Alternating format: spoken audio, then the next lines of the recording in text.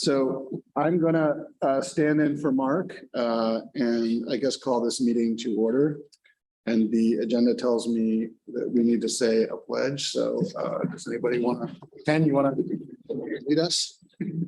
I pledge allegiance to the flag of the United States of America and to the republic for which it stands, one nation, under God, indivisible, with liberty and justice for all. They're very patriotic. I feel like maybe I was like walking with you, even moved over for everyone.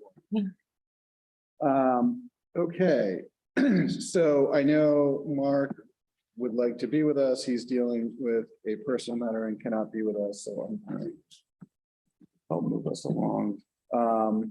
So not because he's not here, but because it's the next item on the agenda, we need to select a chair and a vice chair. Mark has indicated, I think everybody saw that he is not going to throw his hat in the ring. I think he's done an excellent job chairing us and filling in Janet's large shoes for that position. I, as you all know, have served as vice chair and certainly I'm going to put my name out for consideration.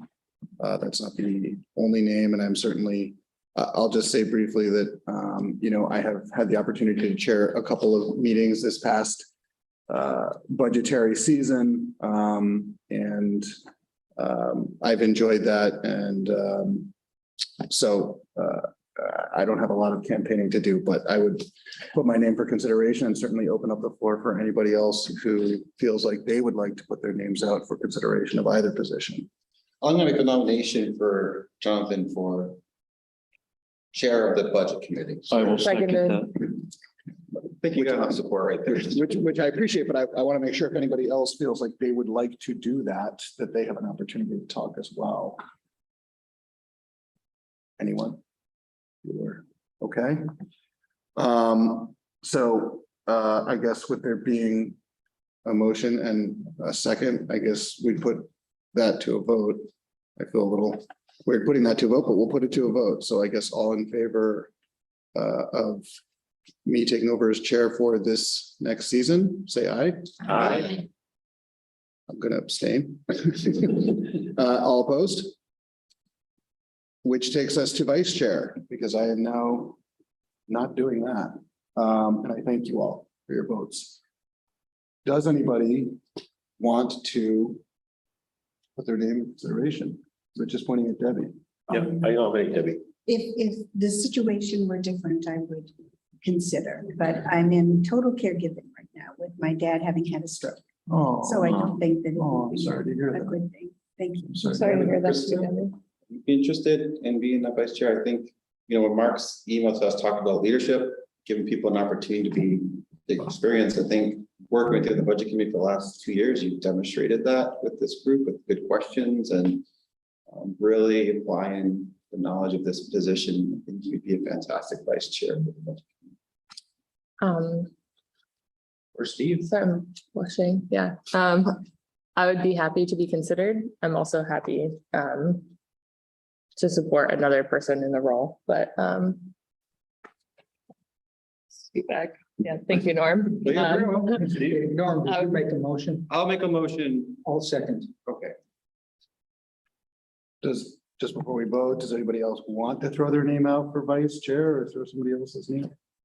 Oh, No. Please don't, if you would like to support Steve. I think that's a great nomination. okay, then I guess we can put that to a vote as well. So all in favor of Krista serving as vice chair, say aye. Aye. All opposed? It sounds like we have, Thank you. all right, that's awesome. Did you prepare a speech? Did you? I just. Well, I guess I could say it feels like big shoes to fill from our last vice chair, so I'll do my best. to Literally, Step yeah. into the role. Quite literally. All right, so I know the next item on the agenda is approval of the public hearing minutes. I have been briefed that they are not an absent minute taker right now, so I guess Neil is sorting that, and for the next meeting, we'll have some minutes to approve. So we're gonna table item number 4, which moves us on to town financials. And as always, Mr. Trom will. Sure. Everybody should have received the summary revenues and expenses. And really, there's not much to report. We're 3 months into the town's year, which as usual, I remind everybody it's the calendar year. Revenues look fine. There's a number of timing issues. For instance, we know the state usually pays us at the end of the year. One number that is running considerably above forecast for revenues was the interest on investments, and that's due to interest rates increasing. You know, finally, there was something good about interest rates increasing. You know, we've already brought in over 100% of what we had estimated for the year. That's it on the revenue side, unless somebody has any questions. Yes, where are we at as far as the situation of the transfer station? I know, It's not revenues that. I know, but should I bring that up then under? No, I was going to talk about it with expenses Okay, in that area. But yeah, Steve, why don't I just jump into that? The select board Monday night had extensive discussion about the transfer station, and we're going to be doing a deep dive into it. And if nothing else, because we had the warrant article passed that allowed us to change the price for green bags, but we want to do that in conjunction with whatever else, whether it's some kind of enforcement or a different approach, more signage. I believe we're going to be having an expert from North Country come down and look at the transfer station and give some ideas. Probably that person will also address the select board. So I think it's very high on our agenda. You know, nothing beyond that I can tell you at this point. and what role, there's the committee, the recycling or there's a couple, at least one or if not two committees that are involved with the dump. What, can you educate me on what exactly they are? I think Rich, you're on one of the committees, aren't you? Yep. We haven't met in a long time though. Okay, Nothing on this recent. Rich is on the committee, and correct me if I'm wrong, that also theoretically has Webster representatives, and there are no Webster representatives. okay. And that's causes a problem. And is that a governing committee or does that fall to the select board? I'd say everything falls on the select board at the end of the day. Okay. And then there's another committee that's more involved in far as like trying to boost recycling and. Yes, and they are, I think they're actually meeting tomorrow night, and they're going to sort of prioritize for us what the low hanging fruit to go after. Because I was surprised that given town like Hopkinton, and that they stated at the town meeting that our recycling percentage was well below average. And that seems like pretty low hanging fruit. Yes. Yeah. And whether we can blame that on Webster because they don't have green bag type course. That works for me, but yeah. I mean, to me, everything revolves around how can we work with Webster, to help things. Okay. And I guess my other question was, how long a leash are we gonna have as far as the PFAS cleanup situation? Want me to answer that? Yes. Sure. So in the budget is the 150,000 for engineering, which is both construction and planning. That will be done this year. We have gotten word from DES that also the sludge from the wastewater treatment plant can be stored in the same location. So that we just received that. So that is good. And so we'll have firm numbers on both those things to do actual construction in 2024. So, and I've actually been on webinars with DES all week for grants, so we're hoping to be able to get those. They're doing week long. So at this point, as far as they're concerned, we're making a good faith effort and, They're happy. We're working closely with them okay. and they're happy with the progress that's being made. I have two quick questions. Sorry, to go back to revenues for a second. It looks like other state grants and reimbursements. Sorry if you said this at the start, maybe I missed it, but we're currently year to date far ahead of budgeted revenue. What is that? Part of that was a grant for the police. Was there something was missed, 38,000 of that is block grant, which will be moved to block grant. So it's wrong line item? Okay, got it. What is block grant? Sir? a block grant is the money from the state for highway aid. Oh, okay, Which I we see. receive in 4 payments. Okay, so it'll be it's- moved to that line, which currently has 0. Okay, That was the first quarter payment. got it. Well, I wish it was something unexpected. I was excited.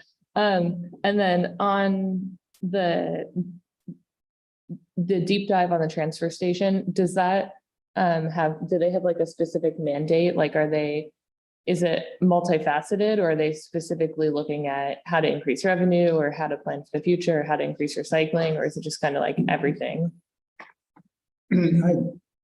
At this point, I'd say, Okay. Okay, remember, we only got the approval for green bags. Our meeting, we only right.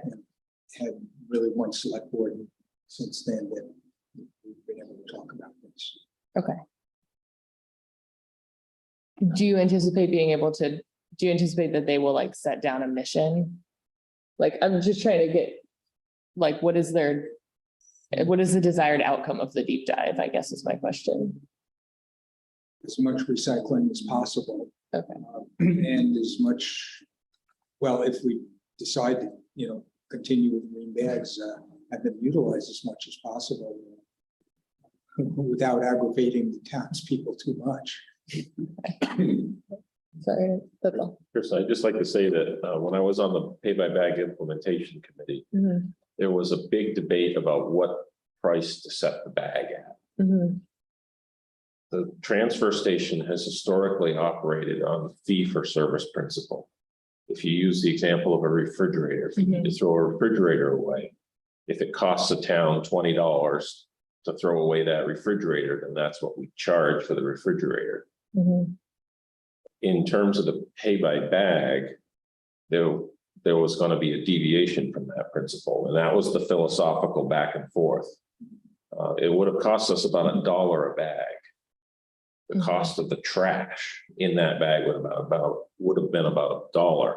But many people on the recycling committee at that time wanted to see more like a $2 bag or a $2.50 bag to give more incentive for recycling. Right. So I think this is the debate that the selectmen and now the waste reduction committee is going to be. Mhm. How much above fee per principle do we go? I have also noticed that there are many things placed in the dump that are not in a green bag. And there doesn't seem to be like enforcement.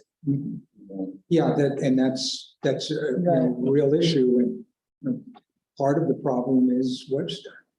Mhm, And part is during the pandemic, we stopped green bags, mhm. and a lot of people just haven't gone back to them. Okay, And we don't want to station a police officer. They are saying, right. Okay. Got it. Thank you.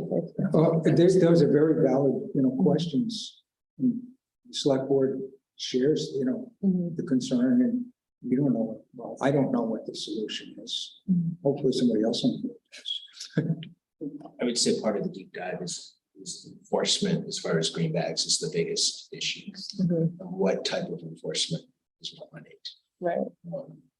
And if prices are going to go up, then enforcement is important because then otherwise you're only penalizing those people who are being compliant. So Right. And I forget what Thomas said at the town meeting. Are are you guys allowed to look at a different vendor with those, with the bags? Now that you're raising the price, can you get a more quality bag that doesn't rip when you use it?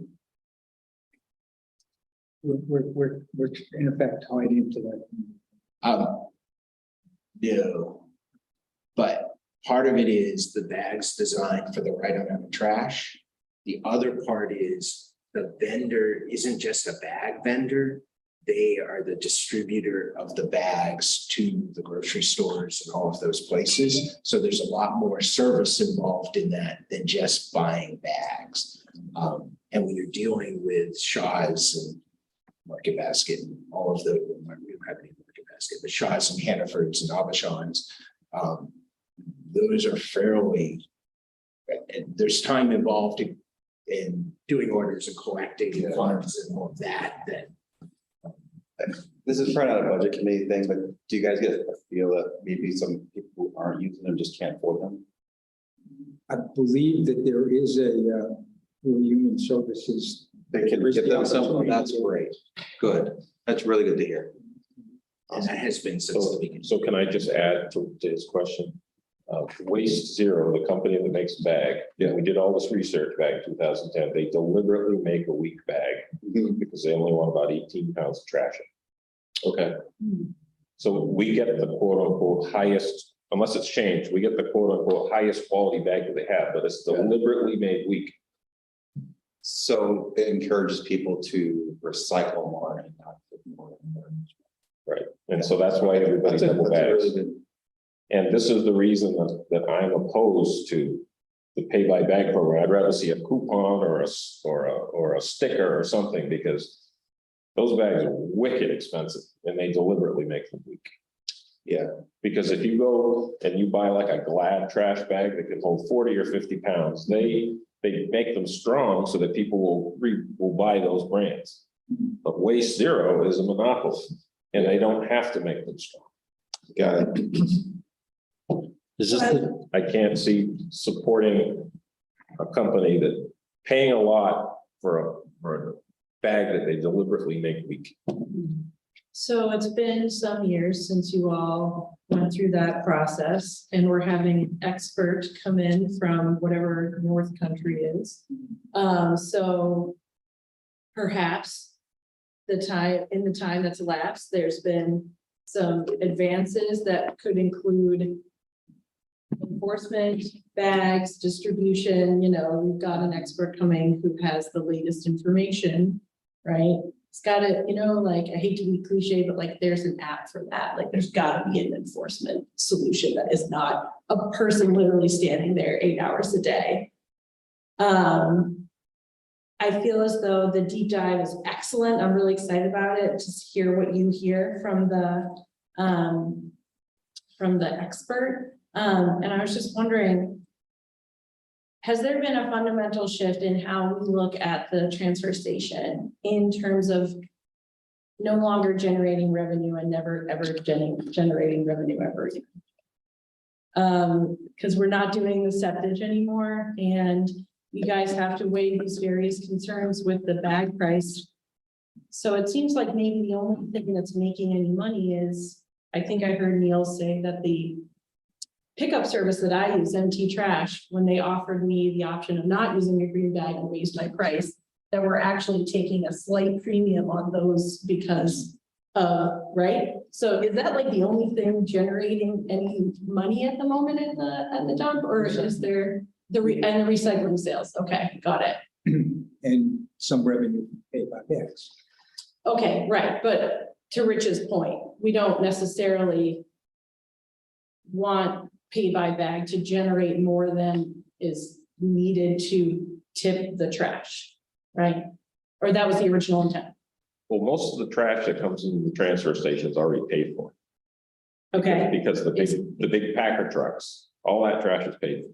Mhm. And all that Webster contributes is paid for by Webster through their taxes. And then what comes in through the pay by bag is also paid for. So the expenses at the trash are already paid for the most part. And as Steve Clow, who used to be our Assistant Director of Public Works, said, is that the trash hopper is the most efficient part of that operation. it takes almost no labor to run the trash. I mean, literally, they just hit the button. There's no handling of it at all.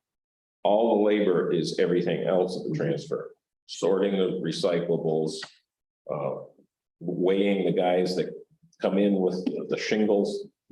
That is where all the labor is.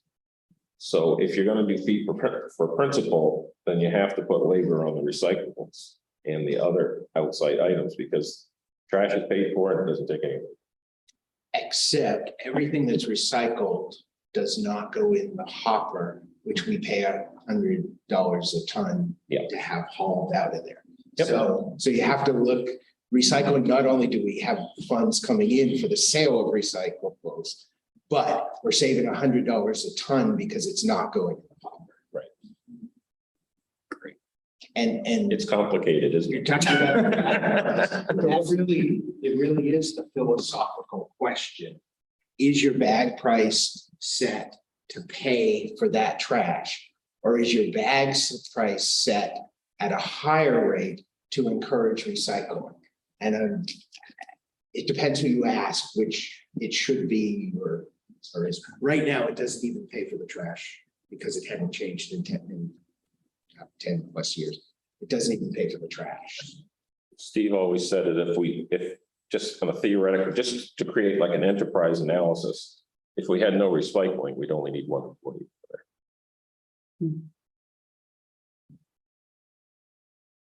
And it would cost us Yeah, more. And it would cost us more through Because tax. we keep paying. Right. 2 points from the perspective of the budget committee. One is that last year, one of the departments that did have an appreciable increase in their budget was the transfer station. And secondly, I think we are getting the message loud and clear from the taxpayers of the town that we need to mitigate tax increases, and we are coming into a budget cycle this year that is probably going to be even worse than last year. In a fairly extensive conversation with the fire chief, he made a point that I hadn't considered, which is that at this point, like the capital improvement budgets for the fire department, they've all been thrown out the window, because next time they go to buy an ambulance, it's literally going to be 2.5 times the cost of what they budgeted for when they set up the capital improvements plan for it. So, you know, if the philosophy of the transfer station, and I know, again, the same people that don't want to pay more taxes also blocked a proposal a few years ago to monetize the dump as far as letting other towns bring their recycling in. But I mean, from a budget committee's perspective and town government committee, we have to look at any way we can to reduce expenses and increase revenues that are non-tax revenues. So we're open to suggestions, you know. Come to the select board, come to those committees and, you know, give them ideas or give us ideas. Love to hear them. I'm going to show my ignorance here, and the relationship with Webster is because where the town lines fall, like, Well, it's a contract. but as part of the station, is this because that part of it is in Webster, or is this just because of, and how long is the contract with Webster? It's open-ended. They own 25% of the transfer station. They own the land with us. They own. Okay, everything. they own the land, okay. And this partnership has been going on for years. There's a 1975 agreement that was amended in 1989, which is the governing document. It has to be approved by both town meetings. Fortunately, Webster's also at the point where they would like to redo that agreement. So that should be done this year. Oh, yeah? We'll be on the town meeting warrant to update that, which gives a lot more options as to what can be done. But I take it that there's not a lot of optimism that we'd get on the same page about. Pay by that. Or any inclination of what they hope to gain out of the renegotiation? I think things have changed a lot since 1975. And I think just setting up how it's operating, like they're not providing members to the refuge disposal committee, for example. So that isn't functioning the way it should. So the document should match. We should decide how we want it to function and then make sure that the agreement matches that. So I think it's just sort of outdated. Is their whole commitment to the process based on just their population? Yes, that's, well, the current agreement, that's how costs are divided by population. How would you guess that they would want to change that? Well, I'm not sure they want to change how the allocation. I think we just want to make clearer and make sure that the documents match the way we function and make sure everybody's on the same table, with the same page as far as how we function. Updating I'm sorry. But I'm not understanding how it would change if the population count is the only element that's in the equation. Well, for example, right now, there's the refuge disposal committee. And it's not totally clear what their role is, but if you look at that. And should that exist? And it's those types of things. I don't think it's the allocation necessarily would change in that. It's not the percentage, but how sort of the process of management. Largely, we do the management and probably the agreement should say that and how that's done. But they've got the best of all worlds. They're just a pure head count and they come in and dump anything they want. But I'm still not understanding what they would gain out of a renegotiation, or what we would gain out of. It's just so outdated and it doesn't talk about how we run the station. It's how it was run in 1975. So those things all need to be, we'll No, it's a dynamic thing, that's for sure. So who's on the committee? I haven't followed that at all. the refuge disposal committee. Well, this whole deep dive committee, who is that? Is that just the select board? Yeah, there's just been an initial discussion at the last board. I was just wondering if this renegotiation, when it occurs, and I've heard that it's been a hindrance because Warren Webster hasn't had people on that committee. Can we, present that to them, that this can run more effectively? We get more participants, or is that just completely in there? Well, I think the discussions will be, is there a committee? What's the role of this committee? And so certainly membership on the committee also. And those negotiations haven't started. So, yeah, Are the costs evenly shared by the two towns? 2575. Oh, it goes 25-75. Population. Costs and revenue. Pay by bag revenue is 100% Hopkinton. That comes out of our share of the costs. They don't get revenue for that. And Don't we reimburse them for the loss of tonnage? We do for some of it. Yeah, we have to reimburse Webster for their loss of revenue for the trash that goes into the pay by bag. for their loss of revenue. Oh, For the trash that goes We into share the- all costs and revenues. Trash, This is kind of going deeper, but that is just for, and actually that doesn't really exist anymore. oh, it doesn't? That is just for the hauler. I didn't create this. That is just for the haulers who could dump green bags for free. Because the way it was set up, if haulers were bringing commercial trash from businesses, they paid the tipping fee. If they were bringing residential trash in green bags, we did not charge the tipping fee. And so once that happened, Webster lost the revenue from that commercial load.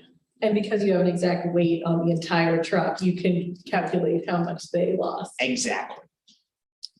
See, Webster wouldn't agree to pay as you throw until they got their money for that loss of tonnage. So Can I ask another revenues question? Last year, there was a lot of extra motor vehicle fees collected, right? Was that a blip or have you changed the budget to just be bigger from moving forward? Every year we change, the budget goes up a little bit. And actually, the first 3 months this year, the revenues are basically spot on to the estimate. I'd rather we're always getting more. Me too. I'd like to go back to the DPI's topic again. It would seem to Not in the me, dumpster. pardon? Go ahead, Don. It would seem to me that if Webster doesn't even fund the staff, the committees that we're supposed to be working on, they seem to be got a great advantage of not having to recycle, no green bags or anything. It would seem to me that it would be worth pursuing. Can we get out of the contract with them? And what would that be a detriment to us or not a detriment to the town of Hopkinton? And you could use that, in my opinion, to force them to be more cooperative.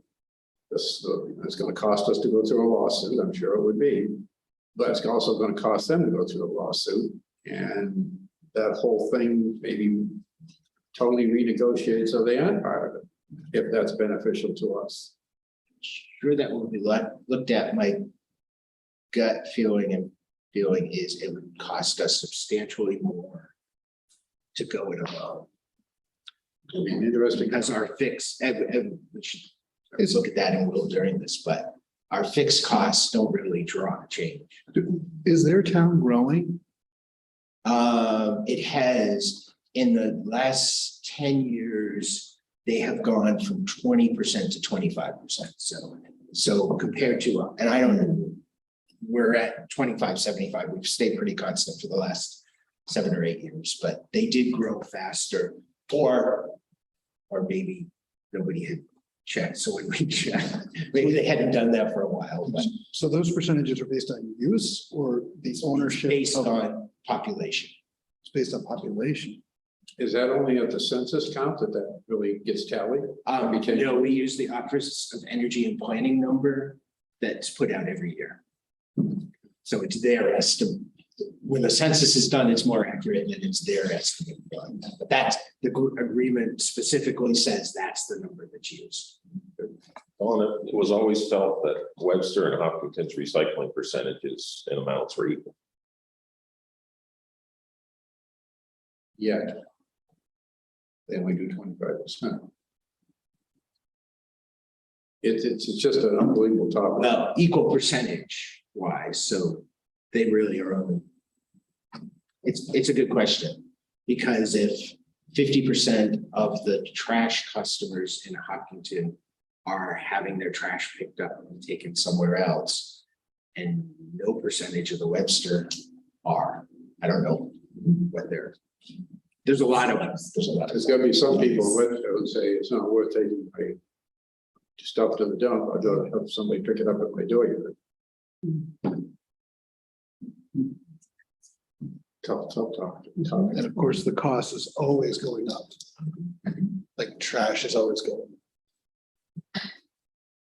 Sorry, I didn't mean to cut you off. Oh, no, you didn't. No, that was good. I just real quick, I know we want to get back to what Rich said about the green bags, and then the people in town that are putting in the other trash that aren't using green bags, but they should be. Do we know what that is costing the town? But that is certainly the leading topic of discussion. Just so. It'd be interesting if you ever get to the point where you actually cut up on a green bag and see what people are throwing away. Well, there has been a suggestion for clear bags, then you can see if people are recycling.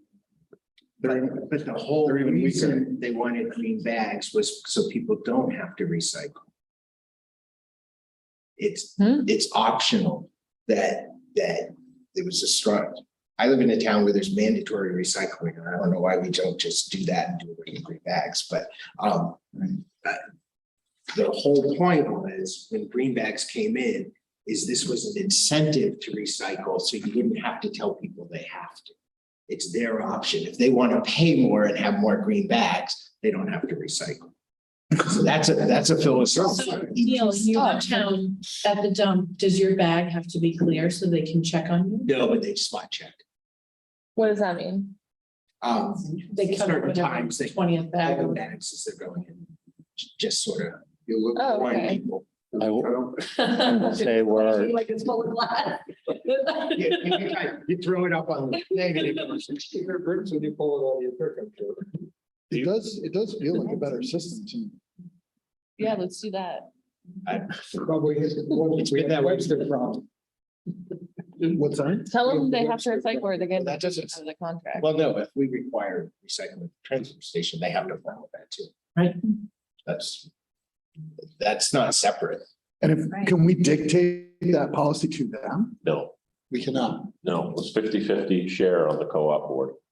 Well, that can be renegotiated. Well, they won't give that up. Well, again, But if you did mandatory and it was adopted in the ordinance is adopted by both boards, so both towns, But that would require them to agree. right? But I'm not sure. And that would require a vote at Right. town meeting, right? Yeah.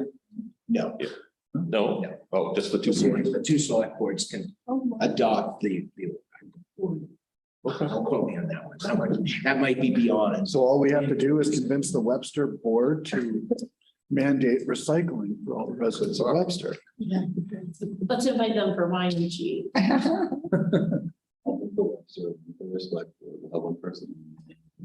But there's been resistance. People don't want mandatory. What was that? Yeah. There's been resistance. People did not want mandatory recycling. Oh, yeah. In 2010? Or is there? I wonder, how did they express that at that It time? took like 3 years to pass those green bags. Kept failing and failing, and they brought it back, and then it finally passed barely. Interesting. The other option is we do away with recycling, drive the cost up, and then everybody comes back to the negotiation. Sounds like a budget committee recommendation you've ever heard. And see what it costs if we're all paying the real cost. Maybe the point is there may be more better options. There may be lots of options that should be looked at that more effectively serve both towns and the costs.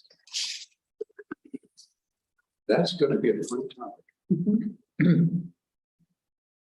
Or everybody could just pay by weight, you know, you just have a person there to scale every trash bag, and whether it's green or whatever, you pay by weight. Or just weigh your vehicle in and weigh your vehicle out. For everybody. All the commercial. That would be the fair way. to do That would be the it, fairest way. Need 3 more scales so that common people can go through there. Because remember, when you use the green bags, your Don't pay for disposal cost goes up $30 a ton because of the cut that Waste Zero is making on the bags. Those are very expensive bags.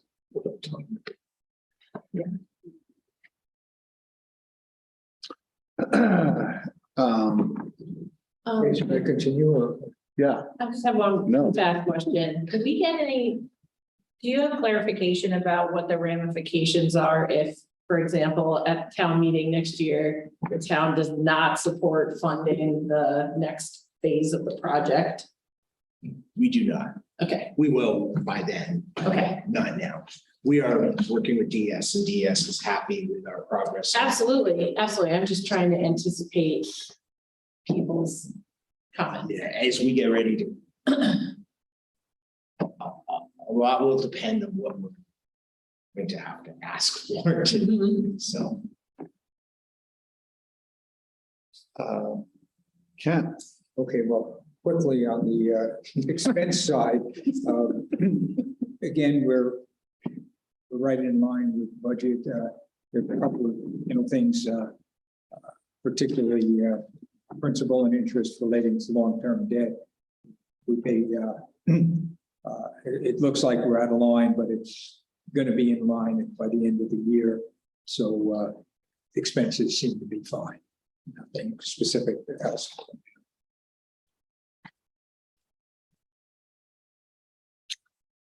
all right, thank you, Ken. Any other questions or comments for Ken?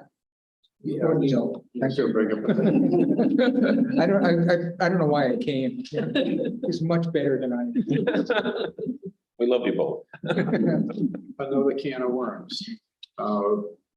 Is the same kind of thing going to do relative to the cost bearing of the sewage cleanup at the lagoons, whether the rate's going to go up for those who use it? Is the whole town going to pay for that part of it? I think that's we've had that discussion, you know, in the past, and I think how the cost, if it's put in to the lagoons at the transfer station, you know, how that cost will be determined, and then how that should be split between the town and the users of the system, and also how to, because Webster has to pay 25% of the cost, how do you take out the cost relating to that?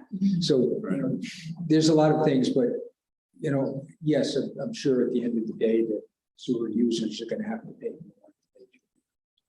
The good news is combining those two projects should save substantial amounts of money.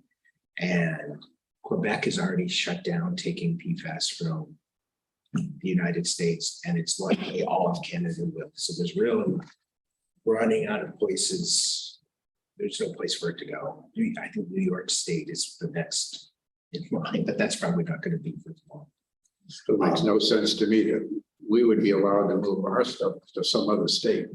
Our state should have capability to carry for our own stuff. Yeah, it's part of that workshop. It is a huge problem, and PFAS is pretty much worldwide found in Everything. humans everywhere, and it's used as much as it is because it is such a strong chemical bond, which means it lasts forever. Processing it and That's conking too at the plant and putting it in the river doesn't really solve the problem. It just goes someplace else. Not to go down the doom and gloom road, but all of these wastewater treatment plants that are currently pumping water into rivers, that all of that is going to have to be treated to remove PFAS at some point. And how that is done and it's a nationwide problem. So anticipating people's comments. Why clean it up here if it's there, right? Like, I'm not saying that we don't have to, we're being compelled, I get it, but I can just imagine somebody asking that question. It's a valid question.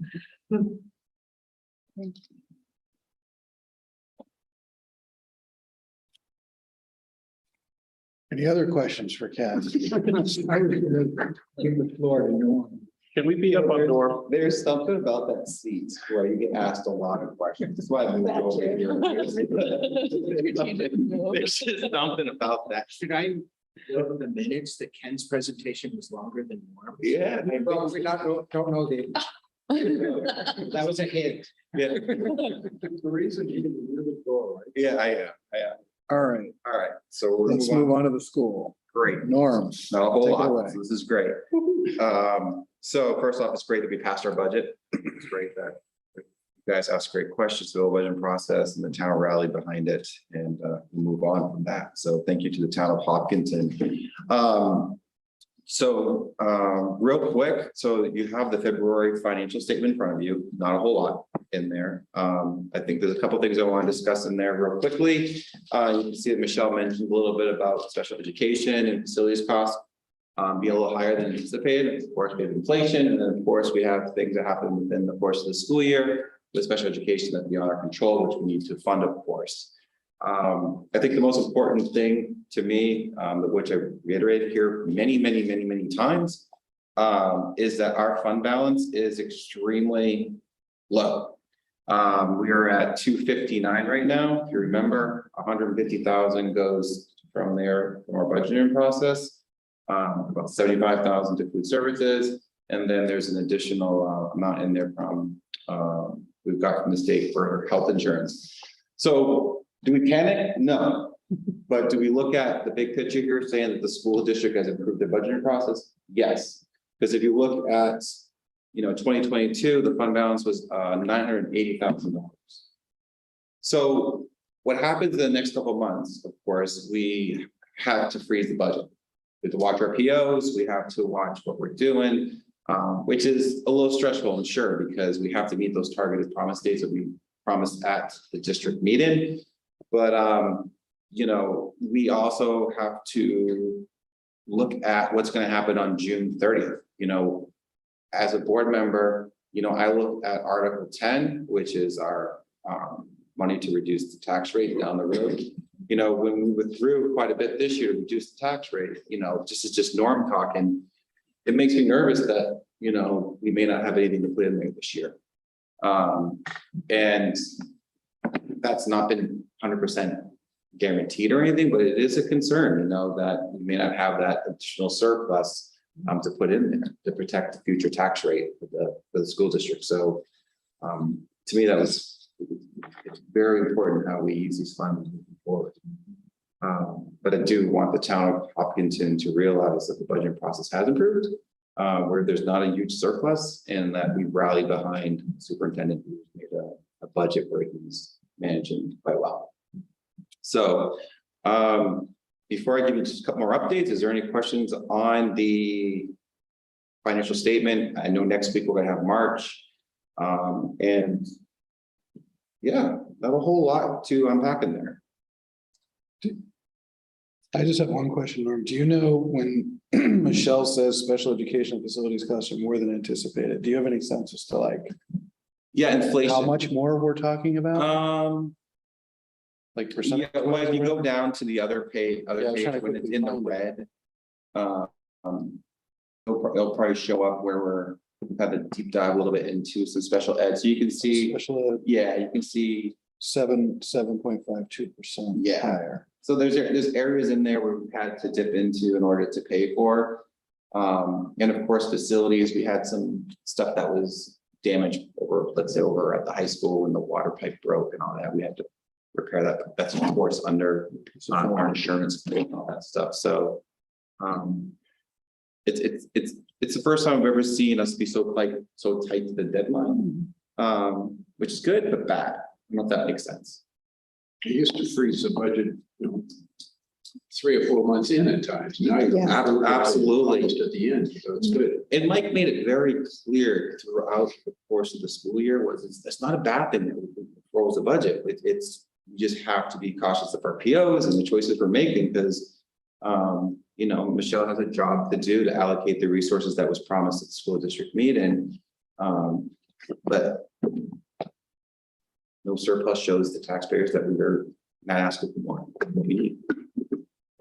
So I think it's a good thing. So the other thing I wanted to unpack with you guys really quick, it's not a discussion for the budget committee, but please watch our school board meetings. We were talking about class sizes. That's it. So if you guys want to know more about it, watch the meetings. I'm not here to dissect what the policy is going to be because it has not been written out or discussed. But I think it's important for you guys to understand that policy, we go into the board will approve it, superintendent will implement it. Yes, it'll have some impact in the budgeting process. It's more of a guiding tool for him. But I just want to let you know that policy will probably be approved, I'd say by May, I think is the goal, because we want to be able to, Mike wants to be able to have it over the summer, make choices, do what he needs to do to get the budgeting process started. But please, I ask all of you, go to our meetings, listen to it. There's great questions in there that we've all asked. And I'm And you sure guys are faithfully meeting when now? we're meeting next Tuesday. Next Tuesday, Yep. the 18th. Yeah, Is we've that had Maple Street? Maple Street. I believe it's Maple Street. I don't know, it could change. I haven't got the agenda yet. And I heard you say we can still watch it. Yeah, you can watch it. We're supposed to getting some feedback from some teachers and stuff. It's not something we're rushing to do. The community has asked to have the discussion. The community. And so I asked my questions, board members have asked my questions, he's answered them, and they're great questions that are asked in the meeting that you guys would unpack, like capacity size, how he uses it in our budgeting process. And he made it very clear. It took a little bit for me to wrap my head around how the policy would work, but it was clear. But it was something that was brought up to this budget committee often in the budgeting process, but I just want to make it clear that the school board policy that's going to be implemented throughout. Superintendent's going to run the policy. So I think it's extremely important that you guys watching that unfold. Yes, it's great. Thanks for the reminder. Yes, absolutely. Other than that, I have nothing else, believe it or not. I beat Ken. All right, thank you, Norm. Any questions for? No. Yes. No question. One the normal knowledge. So even before the discussion came up about the class size policy, one of your touchstones from Mike and the school board last year was this concept of level staffing, Mhm, and which we spoke at some of the budget meetings quite at length with Mike and with Rob. mhm. Do you have a sense out of your last budget discussion, again, before we start talking about the class sizes, how far along the road we are to that level staffing? Are we looking at another 2 positions a year? I think there's no number on anything right now. I think what needs to happen is, the board, along with the community, needs to have the discussion, develop the policy, and Mike's gonna implement it, which does have an important part in the hiring practices for the school district. Mike unpacked it a little bit for me in the sense that it's not a policy where it's gonna be like, this is what it is. And it's gonna be a policy with the superintendent. It's gonna guide him in what he does in the district, give him the opportunity to have this discussions with the board still. If there seems to be a huge increase in a grade where we need to adjust or something like that. But it is important that the school district has a policy. We have looked at other school districts all around us. We collect the data. In our meetings, we have shown the last years of like 2018 all the way up to now, what the class sizes have been in the past. So we're looking at data, we're not just making a guess. And I think, Mike has said we are at level staffing right now. How that changes basically is, someone retires, doesn't make sense to replace that person in kindergarten. If the class size policy is 18, those are the choices he has to make as a superintendent, not the board. And then when he brings it to us, we prove it. So definitely encourage you guys to watch it. It took me a little bit to get there to understand how it would have an impact, but it makes sense after I sat through 2 meetings of it. Did I answer your question or not really? No, not at all, but Yeah, well, you level staff, you mean like, because my understanding in talking with Rob is that we were not at the level staffing, that it was an ongoing project that was. This year wasn't the end of it. And then kind of late in the budgeting process, then basically we found out that we don't have a policy on class size. So now we're having to revisit that. So it sounds like something that's going to happen later in the budgeting cycle. so the level staff, and I was under the impression from what Mike has said here, that we were, it's fully staffed, the same thing as level staff. Yes. And Mike has said that here, that we are fully staffed. Okay. So not gonna dispute what Rob's saying, because I respect Rob, but superintendent was here and he has said we are fully staffed. So that's the short answer. I'm gonna go by what the man who runs the district said. Sure. So, sorry I didn't get the part that you're asking. No, That's my fault. It's I heard the same thing, Norm. My impression was the collection of what was discussed means that we're fully staffed if we held class sizes as they are today. But the assessment is, should we have a class size policy, and then how would that affect staffing levels? Yep. That's kind of what I took from it. Yeah, and it's a guiding tool that will help him in regards to staff and what he decides to do. If I recall, like our last meeting, let's say we had a teacher retiring, let's say he didn't hire that position, and the class sizes for kindergarten was 18, and they had lower staff and lower class sizes in 3rd grade, then it's possible that they can move a teacher down to 4th grade to help level out that policy and still have enough sections of 3rd where we're not having any issues. So it's like a shuffling game. And the one thing that was mentioned in the meeting was professional development. Mhm. Going from 3rd grade teacher to kindergarten is quite could be quite challenging, for a teacher who maybe not has had that experience. So you got to have a plan in place for professional development for the teacher. So there's that curve of learning. So. Fully staffed means to me, it's a stagnant thing. It's where you are right now. Yeah, and staff is always. And who knows what the curriculum, what the attendance and all the other philosophy of how you're going to teach could happen next year. That's a whole different topic. So if Ken leaves my company and I have a policy based on what I need, I look at the policy, look at what work for the company, and I'm gonna move people into that position within my organization. If worse comes push to shove. So. But I think this whole idea of class size could drive, who knows where. I think once it's approved, and I think once the superintendent gets it, I think he's going to be able to share with the community and the board how this policy has made an impact on our budgeting process.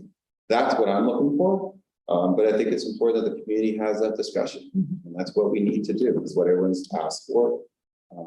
I'm surprised we didn't have a policy on it, unlike other school districts, but I just want you guys to know we're having a discussion, and you guys should definitely watch. It does strike me that the discussion about class size is a gigantic driver on the budget. And is somewhat of the tip of the spear of the issues that we've talked about at this committee going back over many, many years. So it does strike me that certainly we as budget committee members, it would be appropriate to talk to the people in the community to participate in this conversation, because a lot of the conversations that we're going to have next December and January and February are going to be driven in large part by, I think, this class size conversation. And so participation now, it strikes me, this is a good time to participate for community members. In terms of what our values are, and both in terms of the school and in terms of the cost of the school. I'm impressed that they're advanced already, deep into this already, because by June, before even we talk about budget ramifications, we'll have something to talk about. We may have. No, I mean, so we've had 2 or 3 meetings where we've discussed it, and again, there's nothing that's been solidified in writing to the board, but there's a policy committee. So the policy committee has 2 board members on there. They listen to the feedback from the board, what they're looking for and how the language should be. And then there's 1, 2, and 3 read-ins, and then the 3rd reading is approved. It needs to be advanced, not rushed through, but Mike has a job to do, or maybe over the summer, he has some time to unpack what he wants to do, get some feedback from staff and how he wants to implement it. But it's important, he runs the district. He's the one that is going to have a policy where he is the hired superintendent of what happens within our schools. And I think it's important that we're all engaged, asking questions, and we'll get as much feedback as we can. I'm excited for it, but I also want the discussion with the community, so no one says they didn't know about it. When we talk about class size of the elementary versus class size of the middle and high school, are those the same things, or are we talking about elementary class size only? Because you've only been mentioning 2nd grade, Yeah, 3rd so grade, there should be- kindergarten, but Yep. it's my understanding that the high school is where the classes are getting really small. It's a great question, and I'm not sure how that's wrapped around. The policy for right now for class sizes for me, from what I know, is from kindergarten. That's the discussion right now. Where you're talking about the program, like the small class over at the high school, that has been mentioned, and I can't recall how that's going to be modified or changed in the sense of how we can have some savings for budgeting process. I think that might be where some more of the savings could be achieved, because I work with seniors at the farm, and they tell me, the junior and senior classes are tiny. Yeah, but like the what do you call it, the optional classes, they're really tiny. The AP classes. Yeah, the AP classes and the junior, senior level classes that aren't AP are getting really small, like 6. That's a basic. Yeah, no, it'll be interesting, When you've got a teacher that's costing you $120,000 or more, and then you divide that by those small number of students, that gets pretty expensive. yeah, but they also teach other sessions. Of course, They teach other, I mean, it could be of course, a quarter or something like that, but I definitely want to support our students who are taking AP classes. absolutely. It's a cost. You go, okay. Yeah. It strikes me that this is going to take 2 budget cycles before you would see an impact on the staff, because contracts are probably going on now for the next school year. And if this policy is made in May and considered over the course of the summer, then, and you did mention in an attrition situation, it could be able to be taken advantage of ad hoc, but in terms of creating a budget where the policy influences staffing levels, it seems like it would take at least 2 years before it would be applicable, because we're already hiring staff for next year. It's a good point. So there's a budget that's been approved in the town, correct? Right. All right, for next year. Superintendent has a budget. He determines how the resources are of that. We didn't approve contracts for the district, for teachers, but you guys have to remember, there's always people resigning. There's always people who are leaving the district. And at those opportunities, it's possible the superintendent may not replace it if he doesn't seem appropriate. And if this policy And if has, the policy is implemented, then that money from that position would go into the unreserved fund balance. So that's where it took me a little bit to understand what the policy is, that it's not a sudden like drop of $800,000 like that. It's a policy where stuff like that, it slowly gets to the point where saying, this is what happened. This position moves, or this person moves to there. So it took me a little bit of time, because I asked him in a meeting, what would the budget look like if we had this policy in place for this budget cycle? And he explained to me, it doesn't work like that. It works based on things changing within personnel.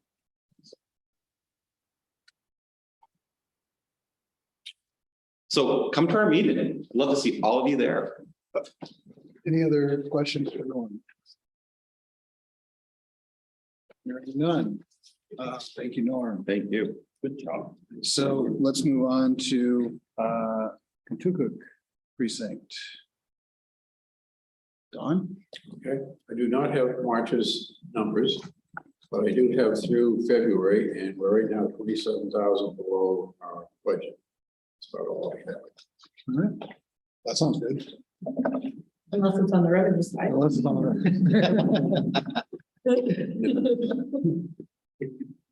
Any questions? Any questions? for Don? Hearing none. Moving on to Vicky. I have no information. I'm sorry. I asked our treasurer, she never got back to me. Yes, But at our meeting, the $50,000 bond for finishing the water project was approved. So the water board will be able to finish paying the vendors and hopefully just have their new well system up and running without any dangling. that's something. Any questions for Vicky? Hearing none. Public comment, do we have anybody? That would be a real true believer. Zoom. So I'm going to open and then summarily close public comment. I do realize that I skipped over number 2 to welcome our new and returning members, and congratulations to our incumbents who won their hard-fought elections. So any other business? Does anyone have any business they wish to raise? Real quick, this is definitely my final meeting with you guys, and I want to say thank you for the best 3.5 years. You guys brought out the best in me as an individual. Rob Nato will be taking this position, so I encourage you to challenge him harder. But you guys have been great. I'll be moving on to finance and CIP, but I will still come to some of the meetings. But I just wanted to say I really appreciated the relationship with you guys and working with you guys. I hope you guys have shorter meetings with less Norm talks. But I really hope you guys, You're breaking our heart. We should have brought you flowers. no. It's the first meeting I actually didn't wear a suit, believe it or not, which is actually. But no, thank you guys, thank you, and continue to have the discussions with the school district, ask the questions. And bring out the best in the person who sits here, because it's their job to represent the school and answer their questions. So I appreciate that, thank you. Well, thank you.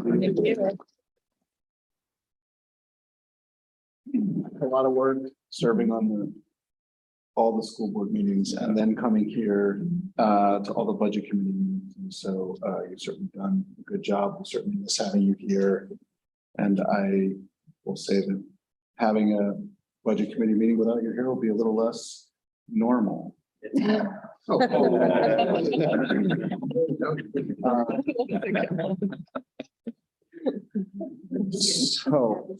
Keep it out. Any other? Yes, one thing Yes. very quickly. This was an idea I was gonna fly by Mark, but then I got the email that Mark was stepping down as chair, but just briefly, and maybe something we can talk about at a future meeting, having just completed the first term on the budget committee. My perspective is by the time we see the budgets, they're not always in their final form because we see them over a couple of months, but they're pretty close. And a lot of times at least speaking for myself, it's hard to really unpack the numbers and the perspectives that go into the budget. It almost seems that the budget committee should have informal liaisons to some of the departments that on the town side, there should be a budget committee member that is an expert on the fire department. There should be one that's an expert on the transfer station. There should be one that's an expert on the police department. And certainly on the school side, there ought to be at least one besides a representative from the school board that is really, has made the time to attend all their meetings like they attend our meetings.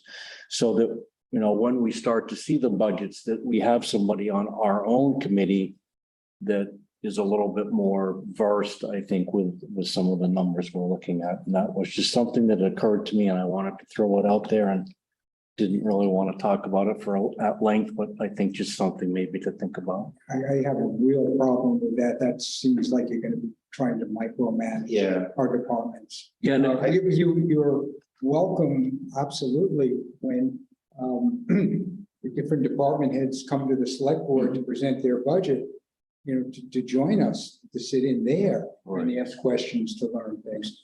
I don't want you going to department heads. No, I think in my opinion, I think what really needs to happen is there needs to be a discussion at this table of what your role is. And this is not directed towards you. This is just directed to the budget committee to understand what is it my role as elected budget committee member here. Last year I thought maybe a little bit too in the weeds with the school budget, like last night. I understand that's an expense and stuff, but I really think there needs to be an agenda item about what is the role of a budget committee member.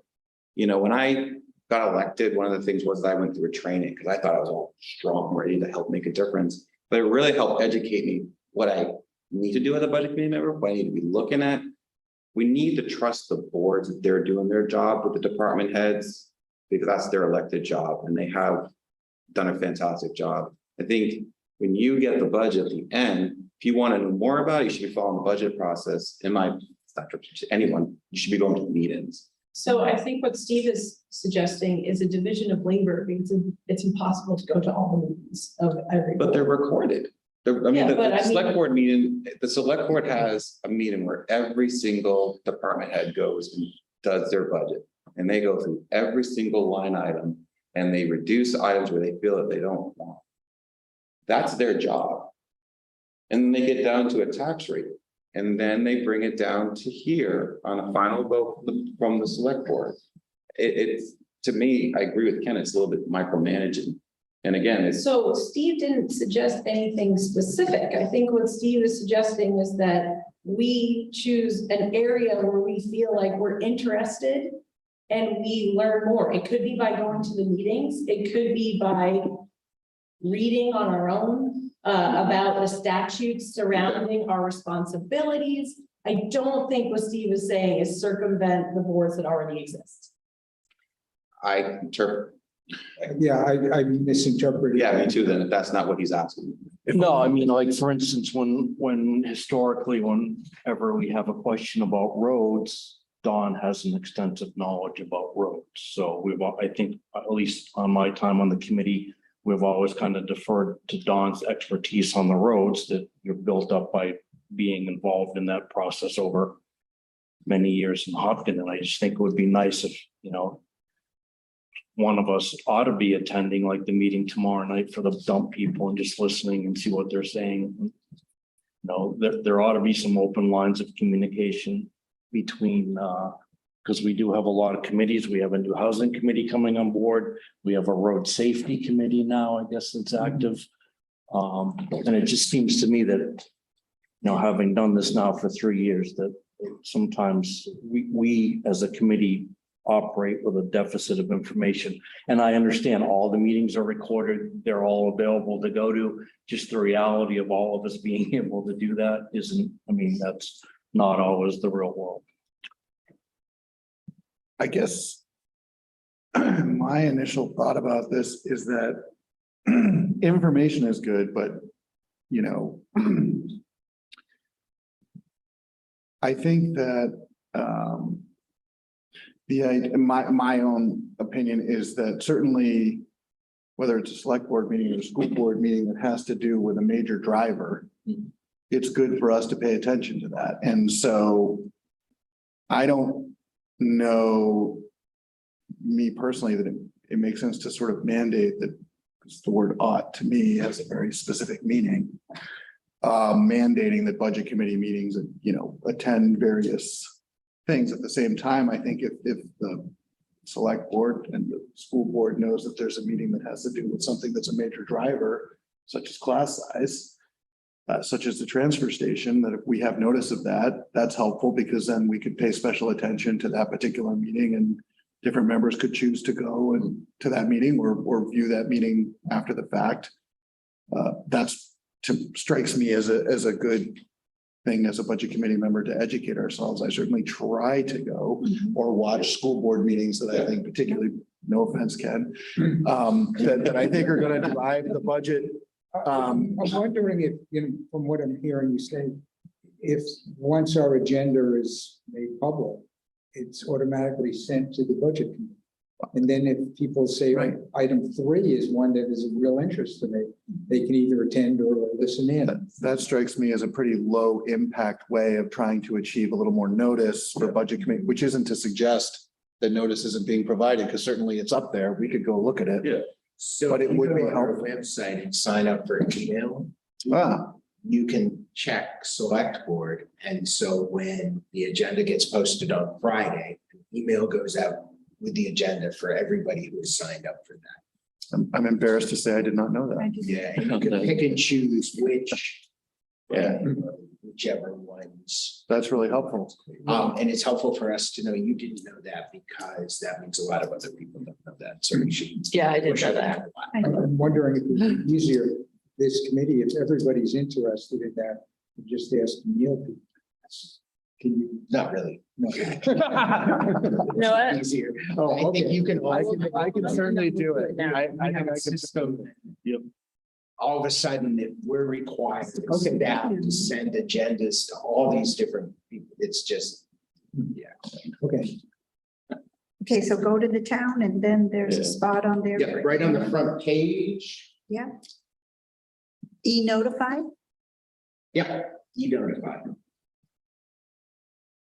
And if Okay. you go in, it will give you a list. Oh, and I you see can that. check That's really neat. Thank you. Yeah, The agendas you want. all right, thank you. And select board agendas always go up on Friday.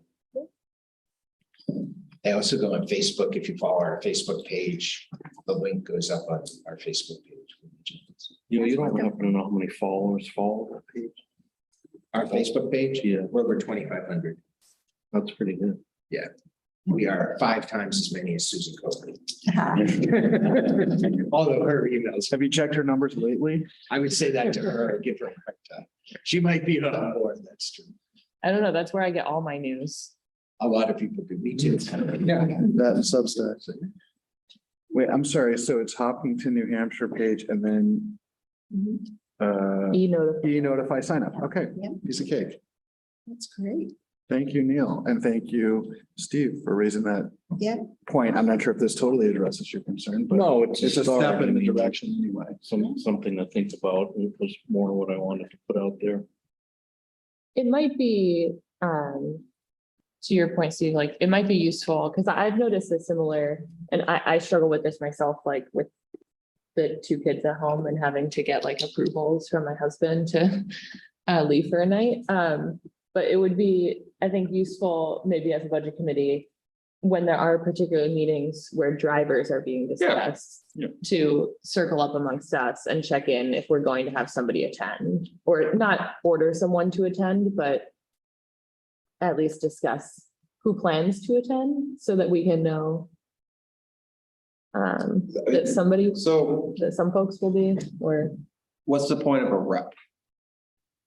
oh, I don't mean a rep on the board. No, but I what mean- I'm saying is, so you want to put a committee member, ask a committee member to attend a meeting, so they come to this meeting to share what happened at the meeting? Or to understand more of the meeting? Because I mean, if there's a big discussion on my board that has a driving factor in our budgeting process that you guys need to know, Sure. the school board's responsibility to share that with you, which I think the school board in the last 3.5 years has done well. Sure, no, I'm not saying to circumvent that. I think that you have done a fantastic job of that one. I'm more saying, like the conversation we just had where you said, hey, we're having these meetings ongoing about class size. It'd be Yeah. great for committee members to attend. Yes, And then we all kind of said, oh, we should attend that. yes, And now I put it on my calendar. I think more of that in the future. yeah. I see, It's yes. like a direct acknowledgement that like, this is important for the budgeting process, similar to a waste station, like.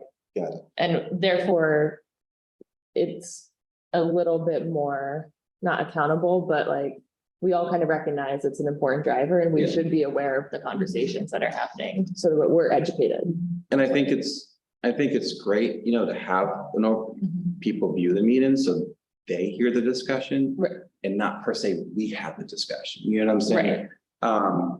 Like, we should not be, in my opinion, just be discussing what we feel is appropriate for class size. None of us here has an educational background and Mhm. determine class. You might, I do. you do, so she does.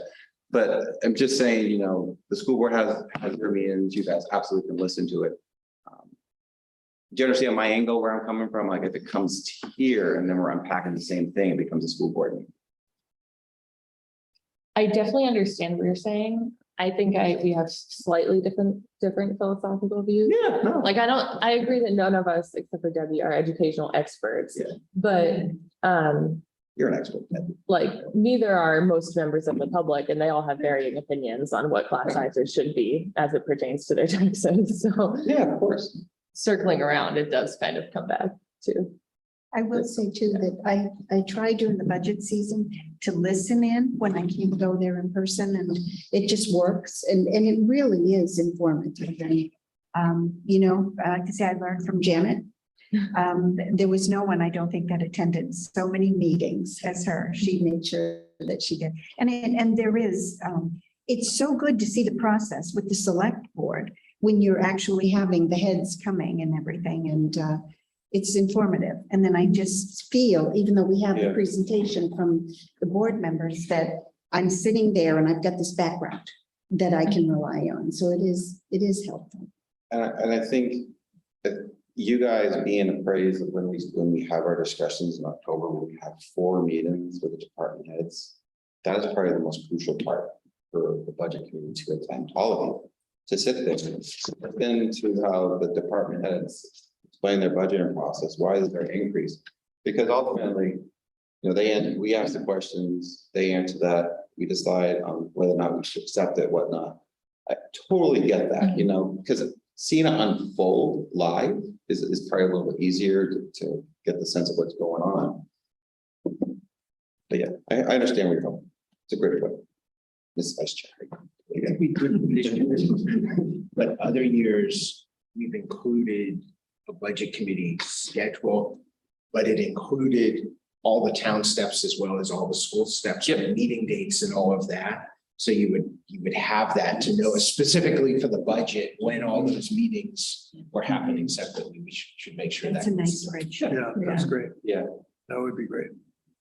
I think to Steve's point, start the spreadsheet as early as you can in terms of what date it starts listing meetings, right? Because I think what you were saying, which resonated with me, is that by the time you're looking at hundreds of pages of budget, and we have presentations that last for 10, 20, or 30 minutes, it's very difficult to go backwards at that point and ask for details. And I disagree that it's not our job to ask for details. I didn't say that. Okay, I did not say that. okay, because I don't think that discussions of the tax rate are actually super helpful. I mean, I get it, that that's the end result, but we have to be able to ask questions of the experts and other practitioners. And I agree that we've had that opportunity. I definitely agree. But we've also had some chiding about the role of the budget committee. Yep. And so I think it's important that we understand who our constituents are. Because it's not the four boards, it's the people, right? And if we have an honest question, even if it seems gauche to ask, we have a responsibility to ask in case it uncovers something that's important, right? And I am all in favor of this committee following the budget process from the beginning, because that will make everything unpacked for everyone. Absolutely, and Yeah. interacting with the budget process from the beginning, right? Just not just a one-way street. Because we have a public comment at our meetings where people want to ask questions. I encourage anyone here to come up to the mic and ask a question regarding our budgeting process, and you'll have 5 board members there, Michelle and Mike answer that. Any way that we can communicate the budget process from the beginning and encourage people to attend and ask questions, I'm all in favor. And any question you guys have ever asked the school board throughout any budgeting process, I have delivered to this budget committee in detail. So what I was talking about is like, I had the feeling going to department heads and talking to them, I disagree with this, the role of budget committee. That's what I was envisioning what Steve was talking about. Does that make sense? Yeah, Okay, all right. absolutely, absolutely. That's my interpretation, like, of what. Yeah, again, I don't want to keep us here all night, but I don't think there's nothing wrong with somebody on the budget committee or even someone in the general public that like follows a little more closely. Like, I mean, come on, Jeff Yale, I went to school with Jeff Yale. So to go to talk to somebody like Jeff and take up 15 minutes of his time every month, I don't think that's inappropriate for the budget committee. And it would be nice to have somebody that kind of knows what's going on in the fire department. What are their concerns? What are they looking at coming up? I'm not proposing that it has to be something really formal. But I mean, maybe we should start at our next meeting talking more about what actually we think the role of the budget committee is, and then kind of diving down from there.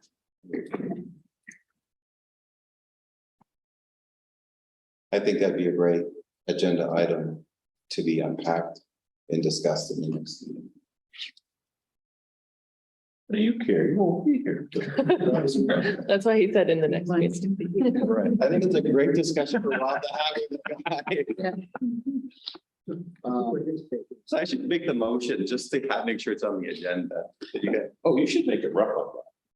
So no, I think that'd be a great discussion for you guys. I'll watch it on Zoom. Other thoughts, other comments, questions, other business? I do know, Meeting date? I was just gonna say, so we need to decide when that's gonna be. And traditionally, what, don't we take? I can't recall, I should be able to recall. But do we normally take a pause or do we normally come back? We have taken a pause. but- Yeah, like normally we'll take a pause till, September. yeah. Like either August or September, I would say, right? So do people have feelings about that? So I was gonna say December. September. I would think that September. So that's what, is it always the second Tuesday or second Wednesday, sorry. Wednesday, because it always lines up with my laser. So whatever that date is.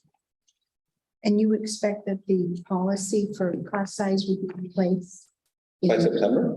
By May, I think I heard. I would assume by May, By June, May. latest, I mean, that's. Class size through sixth grade. Through Up to sixth sixth grade. grade. Correct. Yeah, we had a wonderful presentation in the last meeting. Okay. And the next meeting, Norm, you had said for you folks? My next meeting is next Tuesday. Next Tuesday. Mhm. Okay. I have not seen the agenda yet, but, I didn't see Neil on the town to sign up for the school board alerts. I just saw. No, we don't do their agenda. Yeah, so it's just totally separate animal. Yeah. Okay. So Yeah, looking I at the think they put them 13th. on Google or Yeah, something. yeah, yeah. Oh, they're posted. I just was being lazy. Might be if they come up with, a policy. That's right. After that, just have them come in and present it perhaps and. On the class size? Yeah, or. If that. So that would- Because that could be a major, Right. however it unfolds, might be a major item. So that would be next month. yes. Or if it, Yeah. whenever they get done their thing and they're ready to present it. And we are. Right. So I guess that's the question. So I'll kick that back to you, Norm. Do you have any sense as to when it is that this class size question might be resolved by the school board? I can't commit to a firm date, we're just. I'm not trying to pin you down, but Yeah. because you say Mike wants to have it over the summer, right? Yeah, To start my making impression is changes. it'll be done hopefully by May, June. We're in April. I just don't know how much back and forth policy discussion the board will have back and forth. Um, I mean, when the policy is approved, right? I can ask it to be submitted to you guys. I mean, it's. what if we tentatively shoot for a meeting in June and ask for a presentation by the school board on the class size? And if it looks like that's not going to be resolved by the second Tuesday in June, Which is 14th. which is the 14th, 13th. the 13th, thank you. Then we can push that. Another thought on the process, they may have that dissertation done, Mhm. but the impact of that. The superintendent may have to digest that over the Right. summer to see what the ramifications are. That's really what we're interested in, not the class size in my Right. opinion. Okay. I would, So then are you thinking, so what are you thinking maybe we come back a month early, like August to try to get that? Or whenever the superintendent has digested it and. yeah, I mean, Okay. I don't that. All right, so then why don't we, okay, so why don't we leave it at September right now? And maybe when Mike feels like he has had an opportunity to digest the impact of the class size, he could reach out and we can set a meeting if it looks like that's going to be done much before September. If not, we could look to hear about that in September. Yep, September sounds good. You wouldn't have much else on your September agendas. Okay, so that sounds like a likely September what way to day? place that. 13. September 13th. Thank you. Okay. Steve, when would you want the agenda item to discuss what our role is? We gonna wait till then to do that? Well, so we certainly can. We can start out with that. We want to do that early. I don't want to have to call a whole meeting to discuss that. It's a whole meeting worth probably. It's a good discussion. It's gone on for years. I was gonna say, I mean, I don't think that this is like a new, my feeling on this is that it's a good thing to keep our eye on, but that we've talked about this as long as I've been on this committee every year. So I'm happy to continue the conversation. I think it's important for us to think about. We can certainly put it on the agenda for September unless somebody feels like it's warranted to come back earlier to have a discussion of that. I felt that we had a really good one with Mark, actually, and that it was pretty well set, what our role was. I felt fairly confident about it. So then my feeling is to continue that conversation in September unless anybody else feels that we should do that sooner. Does anybody feel that way? Steve? No, I think September, that's approved. Okay. Any other business? Hearing none. I would entertain a motion to adjourn. We heard a second. Let's give Norm that second. All in favor? Aye. Aye. Very, All right. very nice.